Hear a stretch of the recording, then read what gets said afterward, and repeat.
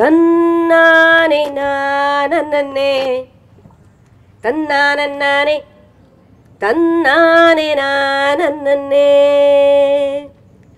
Vandene kattiya kari, kadaiye cholla.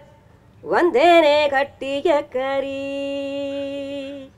Here comes the storyteller from India to share her story.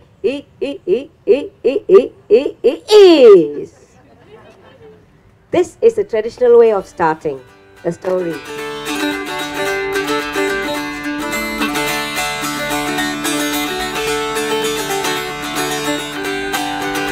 This is our second annual storytelling festival, and our belief is that people come away from these happier, more joyful, and maybe revitalized from being here in the festival and also doing this festival in a very nice, green environment.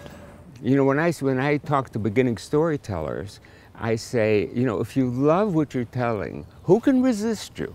I used to tell that to student teachers. Who can resist you? The kids can't resist you. This festival is like a little pearl of a festival. I haven't been to anything like this. It's just this little special thing, like in the woods, that you come upon and you find. It's wonderful that way. It's like, wow, I'm telling in this beautiful setting. They say tomorrow we're going to take, but I have boots and shoes. And we walk and walk and walk. There were so many of us, people was dying. Well, I love trees because for me they're totally living things that are just watching us day by day, day by day.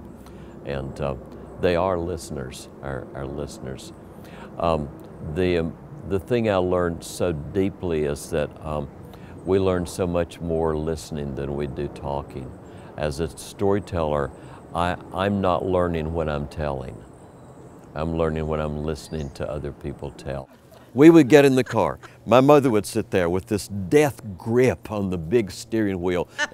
And my little brother, in those days with no seat belt, he was riding where you rode when you were scared to death, down in the floorboard, so he could kick the back of her seat. And with every breath, he would scream, "Don't let her drive.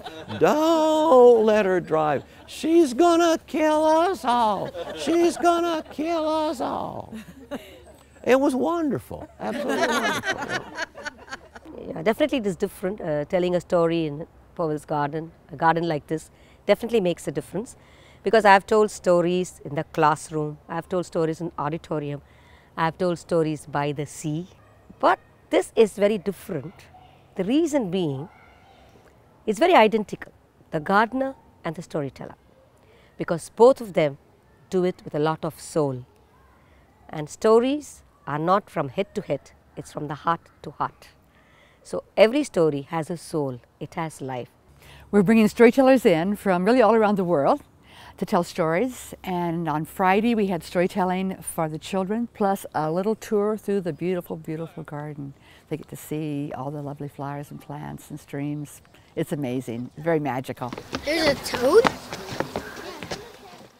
So this year in the Storytelling Festival, we're really blessed to have a lot of music involved.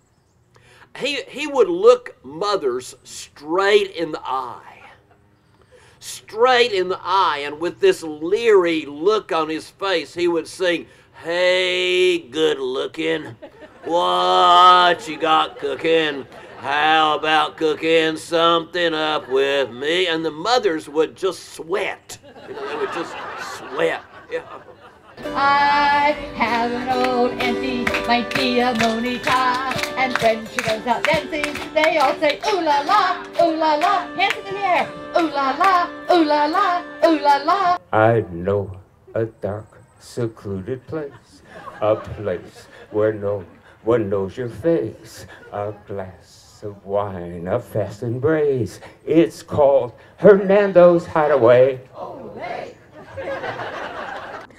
Gum gum tananana yakiti yakiti ya, gum gum tananana yakiti. Can you try that? Easy, isn't it? Very easy. I tried to make it very American, man.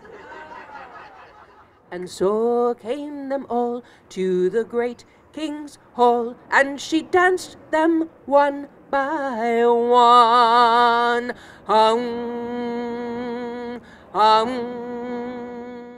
I think that being a storyteller is a lifelong journey, because that's the job of the storyteller, to be a reflection and an informant in some way, to be able to give back through narrative